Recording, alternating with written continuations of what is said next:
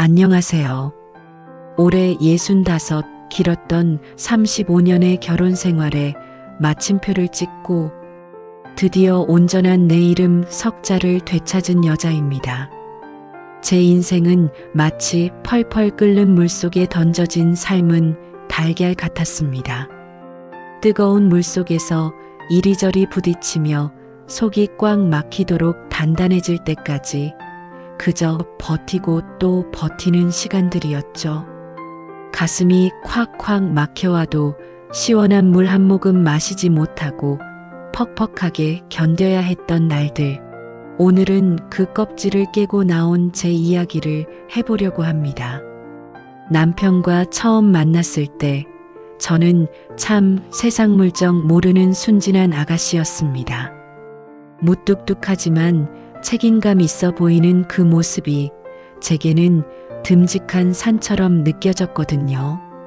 하지만 결혼식장을 나서는 순간부터 그 듬직함은 저를 짓누르는 거대한 바위가 되었습니다. 남편은 바깥에서는 세상 둘도 없는 호인이었지만 집 문턱만 넘으면 제왕이 따로 없었습니다. 월급 봉투를 던져주며 이것밖에 안 되냐는 제 물음에 남자는 밖에서 큰일을 하는 거고 여자는 주어진 돈으로 어떻게든 살림을 꾸리는 게 능력이라며 호통을 쳤죠. 만삭의 몸으로 찬물에 손을 담가 빨래를 할 때도 시댁 식구들이 들이닥쳐 상을 몇 번이나 차려내야 했을 때도 남편은 안방에서 텔레비전만 보고 있었습니다. 내가 아파서 알아누워도 내 밥은 어디 있냐고 묻는 사람. 그 무심하고 차가운 등짝을 보며 수없이 밤을 지새웠습니다. 그럼에도 제가 그 지옥 같은 시간을 도망치지 못했던 건 제 품에 안긴 작은 핏덩이, 제 외동아들 때문이었습니다. 저를 닮아 유독 눈망울이 맑았던 우리 아들. 이 아이에게만큼은 온전한 가정을 만들어주고 싶었습니다. 아빠 없는 자식이라는 소리를 듣게 하고 싶지 않아서 저는 입술을 꽉 깨물었습니다. 아들이 초등학교에 들어갈 무렵부터 저는 안 해본 일이 없습니다. 식당 주방, 청소, 마트 계산대까지 남편이 가져다 주는 쥐꼬리만 한 생활비로는 아이 학원비는커녕 쌀통 채우기도 벅찼거든요. 새벽같이 나가 밤늦게 들어오면 온몸이 천근만근이었지만 곤히 잠든 아들 얼굴을 보면 피로가 씻은 듯 사라졌습니다. 내 새끼 좋은 옷 입히고 남들 다 가는 학원 보내는 게 제 삶의 유일한 이유이자 낙이었습니다. 남편은 그런 저를 보며 억척스럽다고 혀를 찼습니다. 여자가 도끼가 올라서 꼴 보기 싫다며 툭하면 폭언을 쏟아냈죠. 너 같은 여자를 누가 데려가서 살겠냐. 나니까 걷어준 거다. 그 말들이 비수처럼 제 가슴에 꽂혔지만 저는 반박조차 하지 않았습니다. 싸우는 소리가 아들 귀에 들어갈까봐 그저 고개를 숙이고 귀를 닫았습니다. 그렇게 세월이 흘러 아들이 번듯한 직장에 들어가고 독립을 했습니다. 남편도 정년퇴직을 하고 집에 있는 시간이 많아졌죠. 저는 이제야 조금 숨통이 트이나 싶었습니다. 하지만 삼시세끼 밥을 차려 바쳐야 하는 삼식이 남편과의 시간은 제 숨통을 완전히 조여왔습니다. 퇴직 후 남편은 온종일 집안을 돌아다니며 제 일거수일투족을 간섭했습니다. 반찬이 짜다, 국이 식었다, 집구석이 이게 뭐냐? 심지어 제가 평생 모아둔 비상금 통장까지 찾아내어 윽박지르더군요. 내가 무슨 돈이 있어서 이걸 모았냐? 다 내가 벌어온 돈 훔쳐다 빼돌린 것 아니냐? 그 순간 제 안에서 무언가 툭 하고 끊어지는 소리가 났습니다. 35년. 내 청춘을 갈아넣고 내 뼈를 깎아내어 당신 뒷바라지하고 자식 키워낸 시간들이 모두 도둑질로 매도당하는 순간이었습니다. 나는 도대체 누구였을까요? 누구의 아내, 누구의 엄마로 불리기 위해 진짜 내 이름은 까마득하게 잊고 살았습니다. 거울 속에 비친 여자는 주름지고 초라한 생기라고는 하나도 없는 늙은 여자뿐이었습니다. 그날 밤 저는 밤을 꼬박 새우며 생각했습니다. 내 남은 인생, 이대로 죽을 때까지 이 남자의 밤모습으로 살 것인가. 다음 날 아침 저는 남편 밥상을 차려놓고 아들에게 전화를 걸었습니다. 목소리를 듣자마자 눈물이 왈칵 쏟아지더군요. 아들아, 엄마 이제 그만하고 싶다. 너무 힘들어서 엄마가 죽을 것 같아. 수화기 너머로 잠시 정적이 흐르더니 아들이 낮고 단단한 목소리로 말했습니다. 엄마 미안해. 내가 너무 늦게 알았어. 그동안 나 키우느라 고생했어. 이제 엄마 인생 살아. 내가 엄마 지킬게. 엄마 하고 싶은 대로 해. 그 말 한마디에 35년의 묵은 체증이 씻겨 내려가는 것 같았습니다. 내 삶이 결코 헛되지 않았구나. 내 목숨과도 같은 내 새끼가 나를 안아주는구나. 저는 그 길로 구청에 가서 이혼 서류를 챙겨왔습니다. 텔레비전을 보고 있는 남편 앞에 서류를 던졌습니다. 남편은 코웃음을 치더군요. 내가 이 나이에 이혼해서 어쩌려고 이러냐. 배가 불렀다며 소리를 질렀습니다. 하지만 저는 더 이상 예전의 제가 아니었습니다. 당신이 주는 돈 한 푼 없이도 내 두 손으로 일해서 떳떳하게 살아온 나야. 당신 껍데기 같은 그 자존심, 이제 평생 혼자 끌어안고 살아. 나는 갈 테니까. 결국 법정까지 가는 험난한 과정이 있었지만 저는 끝끝내 제 권리를 되찾았습니다. 짐을 싸서 그 집을 나오던 날의 공기를 저는 평생 잊지 못할 겁니다. 그렇게 맑고 시원할 수가 없었어요. 지금 저는 아들이 구해준 작은 전셋집에서 혼자 지냅니다. 아침에 눈을 뜨면 나만을 위해 커피를 내리고 내가 먹고 싶은 반찬만 조금 만들어서 식사를 합니다. 베란다에 화초도 키우고 동네 복지관에 가서 라인 댄스도 배웁니다. 가끔은 지나간 시간들이 억울해서 눈물이 날 때도 있습니다. 내 젊음이 아깝고 더 일찍 용기 내지 못한 것이 후회스럽기도 합니다. 하지만 지금이라도 내 삶의 주인이 된 것이 얼마나 다행인지 모릅니다. 그 수많은 세월 중에서도 제가 이혼을 뼈저리게 결심하게 된 가장 결정적인 사건이 하나 있었습니다. 제 가슴 속에 묻어두었던 그날의 이야기를 마저 꺼내보겠습니다. 우리 착하고 번듯한 외동아들이 평생을 함께할 짝을 찾았다며 처음 집으로 인사를 시키러 온 날이었습니다. 아들이 조심스럽게 데려온 아가씨는 베트남에서 온 참 맑고 예쁜 사람이었습니다. 한국에서 유학을 마치고 번듯한 직장까지 다니는 누구보다 성실하고 따뜻한 눈빛을 가진 아이였죠. 저는 그 아이가 아들을 바라보는 다정한 눈빛 하나만으로도 충분히 고마웠고 두 사람의 앞날을 진심으로 축복해주고 싶었습니다. 하지만 남편의 반응은 참담했습니다.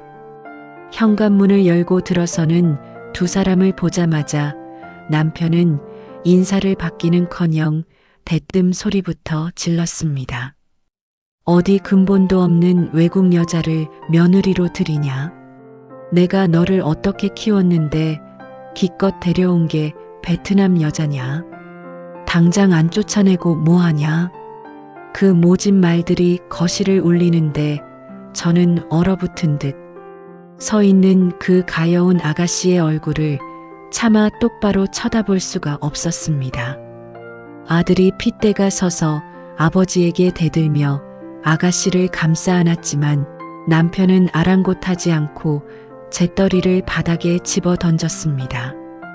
그날 아가씨는 울면서 쫓기듯 우리 집을 나갔고 아들은 다시는 이 집에 발을 들이지 않겠다며 문을 쾅 닫고 나가버렸습니다.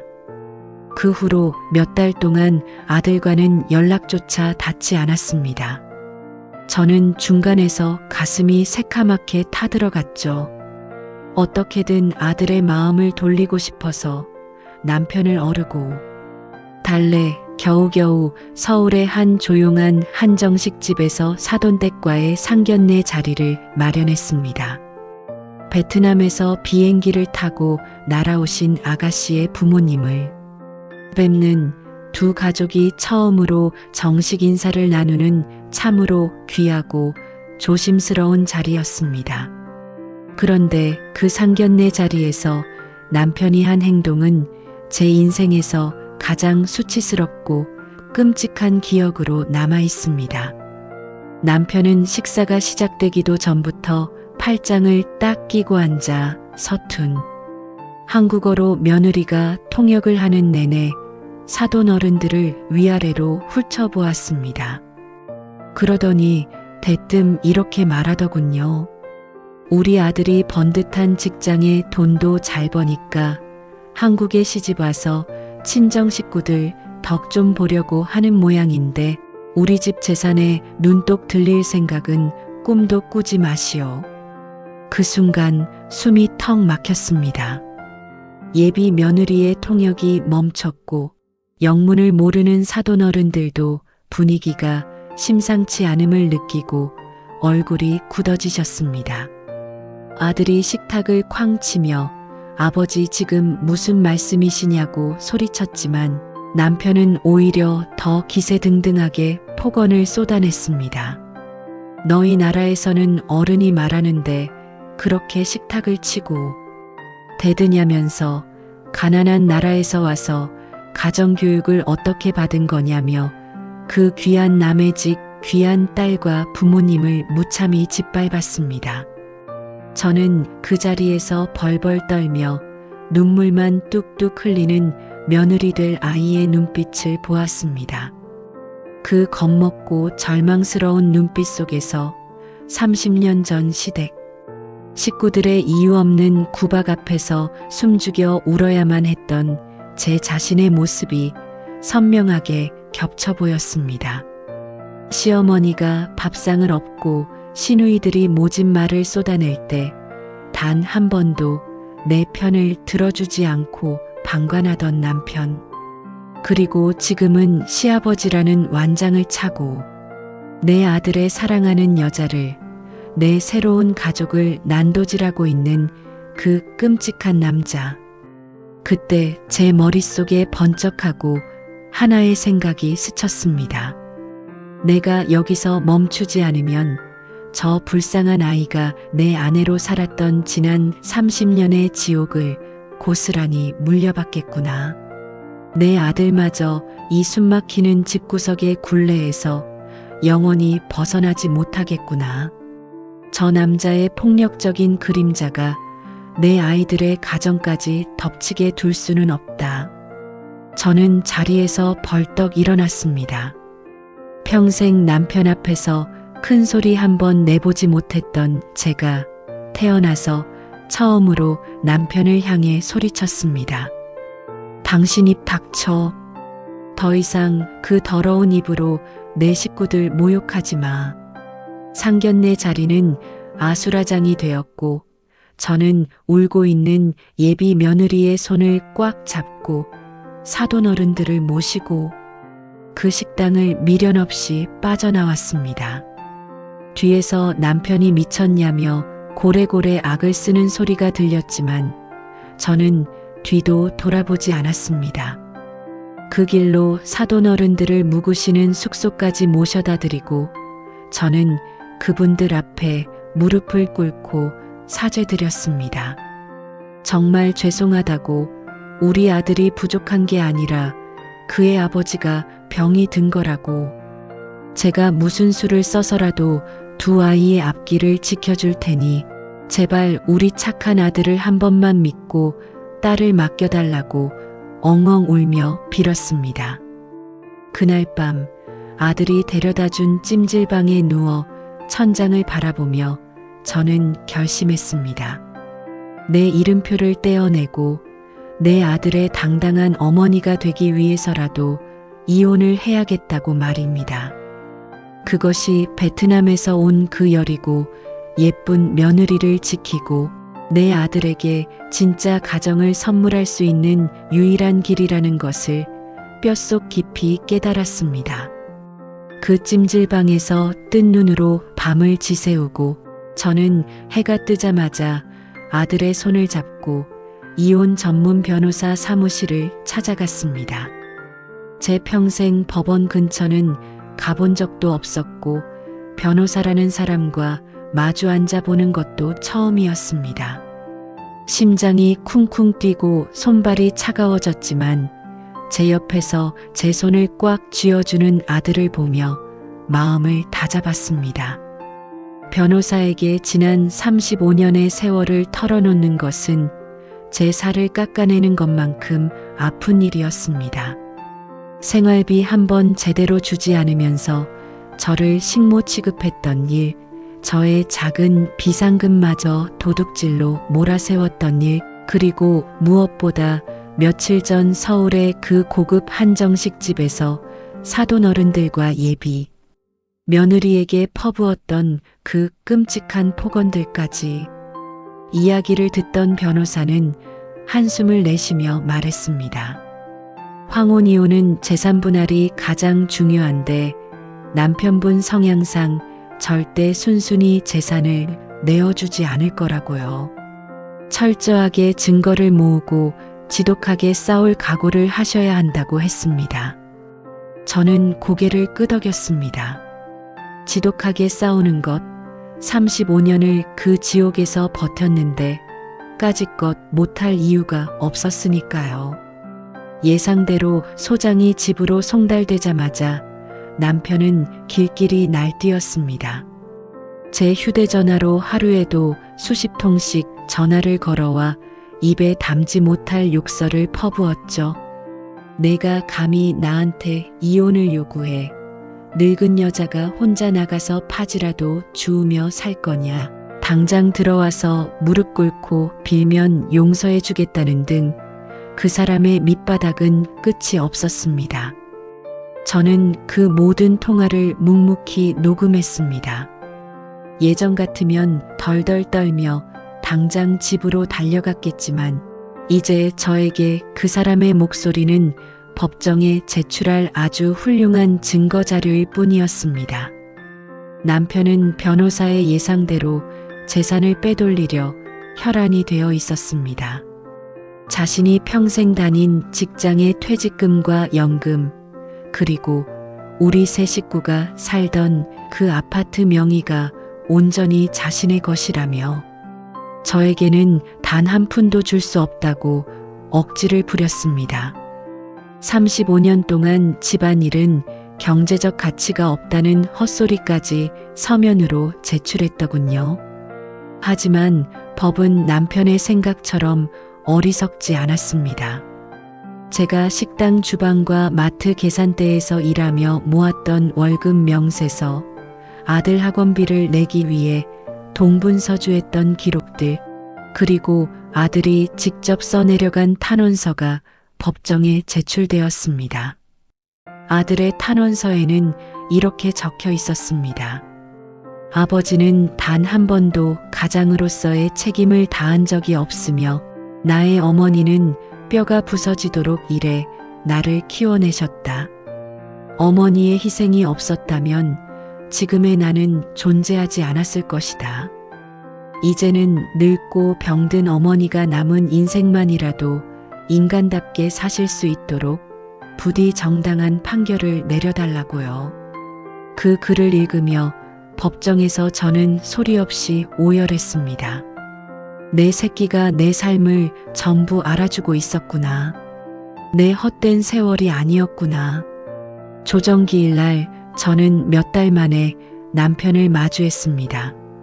매일 아침 제가 다려주던 빳빳한 와이셔츠 대신 구깃구깃한 셔츠를 입고 퀭한 얼굴로 앉아있는 그 사람을 보며 저는 일말의 동정심조차 느끼지 못했습니다.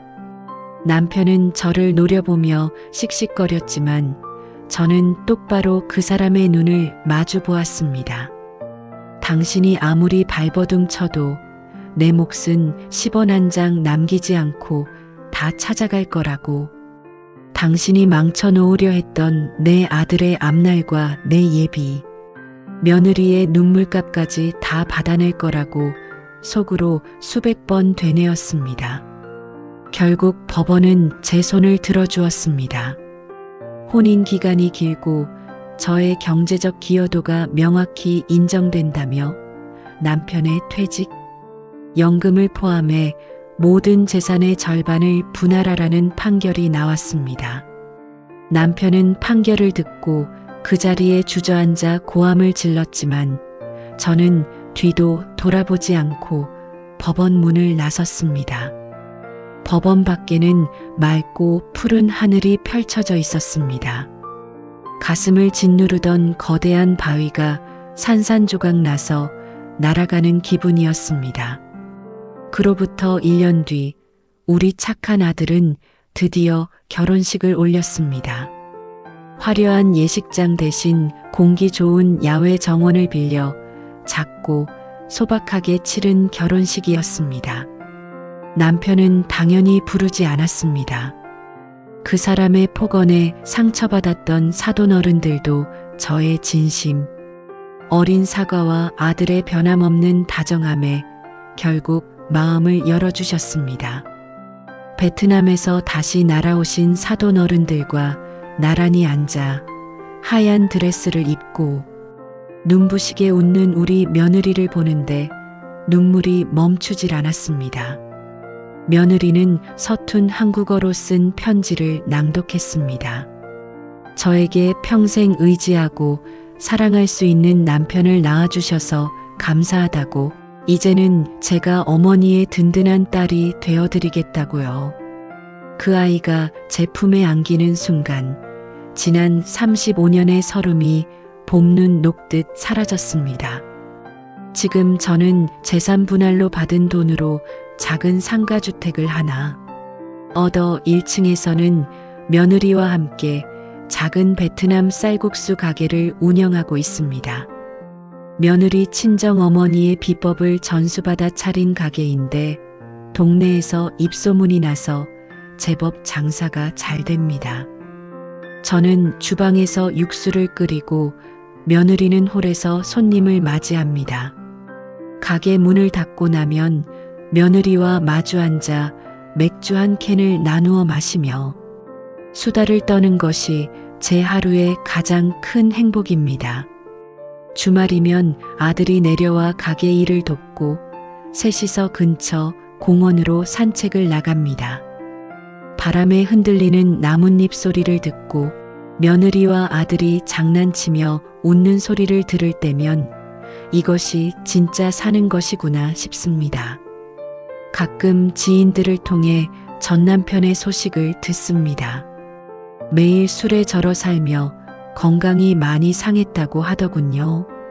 동네 사람들을 붙잡고 마누라와 자식년이 내 돈을 다 뺏어가서 내가 이 꼴이 되었다고 신세 한탄을 한다고 합니다.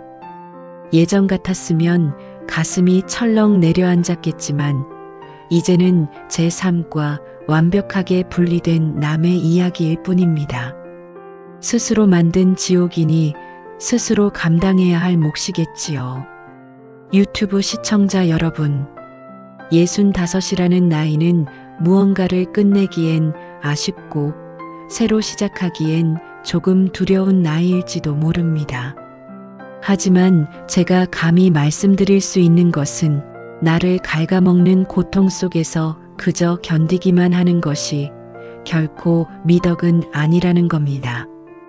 자식 때문에, 남의 시선 때문에, 혹은 혼자 살아갈 길이 막막해서 억지로 덮어두고 참아내고 계신 분들이 있다면 제 이야기를 듣고 조금이나마 용기를 내셨으면 좋겠습니다.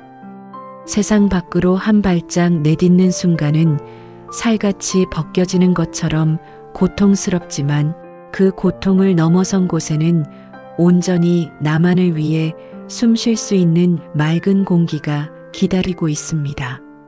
저는 늦게나마 찾은 제 이름 석자를 안고 사랑하는 내 아들, 그리고 보석 같은 내 베트남 며느리와 함께 남은 인생을 축제처럼 살아갈 것입니다. 긴 시간 제 서툰 인생 이야기 끝까지 들어주셔서 정말 고맙습니다. 오늘 하루도 여러분의 삶이 온전한 평안과 행복으로 가득하시기를 두 손 모아 기도하겠습니다. 감사합니다.